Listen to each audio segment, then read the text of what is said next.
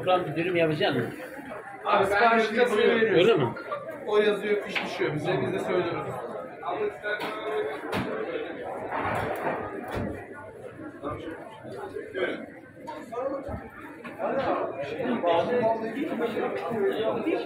Kaç lira yapalım abi?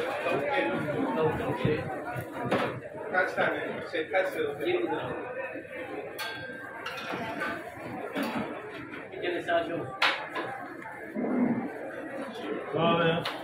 This don't how much this? Same price. 20. You want? No, no, only this. Kilesi yaptırdın mı? It's, Evet, re- hazır. Verin abi. it's ready.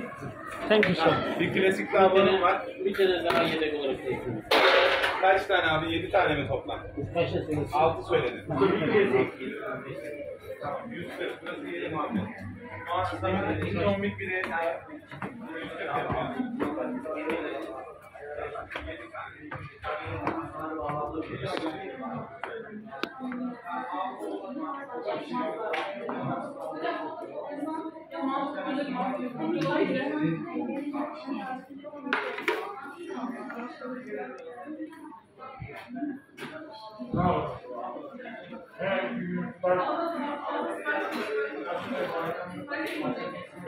Somebody's.